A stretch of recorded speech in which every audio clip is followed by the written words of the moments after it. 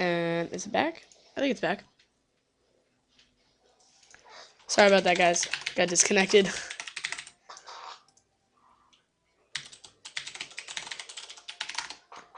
What I was going on to say was... I'll show you right now. What I was going on to say was a lot of melee classes, not even just melee, it'll help in damage, period. You want to keep up Searing Totem. Does 2.2k fire damage to your target. And it can just help when you're kiting someone around. It can just do that damage. It can, if you are CC'd and your Searing Totem keeps hitting them, it'll take them out of a lot of stuff that requires no damage taken. Like, you can't, like, a rogue won't be able to peel off you if he just blinds you, because your Searing Totem will keep hitting him, which is really nice. But you really don't want to get into a full blind with a rogue with recoup and vanish, because he can vanish out of your Searing Totem, but he's not going to be able to just run around a pillar and stealth if your Searing Totem's in range. Hold on real quick, gotta just...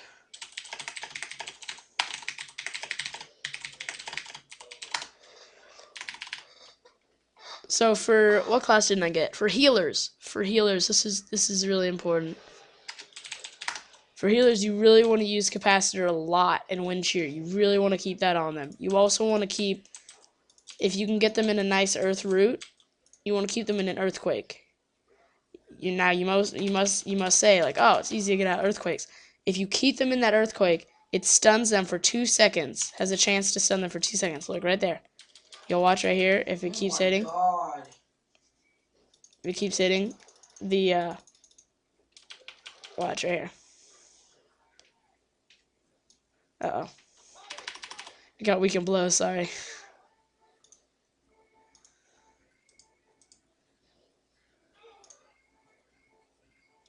But it'll stun them for 2 seconds. And it's actually, you think about it, it's actually a really high chance of stunning. Hold on real quick.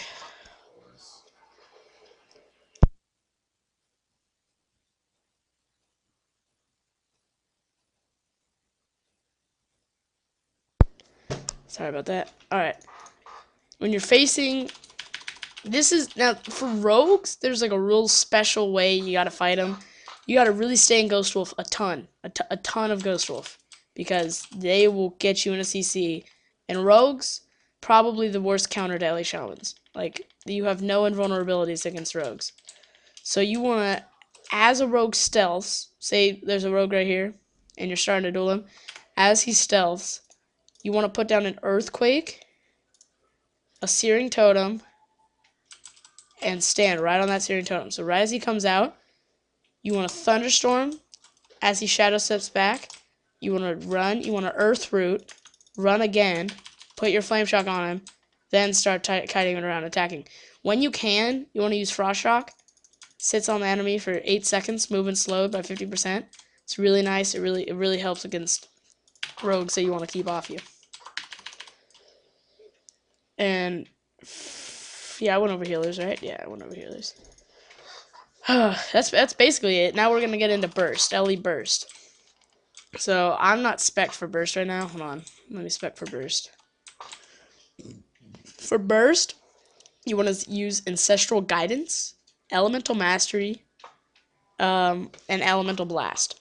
Those two combined. Actually, for burst, you might want to use Unleash Fury. I know it might sound weird. You're like, Unleash Fury, what the hell? That's for like resto. And believe me, the lava burst damage by 10% for 10 seconds is really nice with burst. So you'll get on the enemy, you'll get this up, and you just start firing away at them, and you're gonna do a lot of damage on them. And it's pretty crazy. See, now I'm down to 94Ks. I was at 110K crits. Get that back on them, you're gonna do a lot more damage. See what I'm saying? You want that for burst, because with procs, no one's gonna survive through that. Like, you can, I've seen LA Shamans. I've done it myself. You can 1v2 arenas just because that burst will keep you up. Because did you see how much it was healing me for? It was healing me for 30 or like 47 Ks per hit with Ancestral Guidance.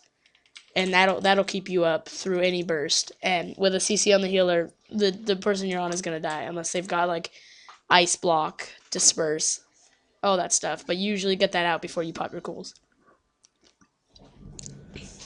Another thing you want to do for burst is, you notice how my pet's doing 9Ks on the target. That's really nice because it keeps them, you can't peel off with your pet on them.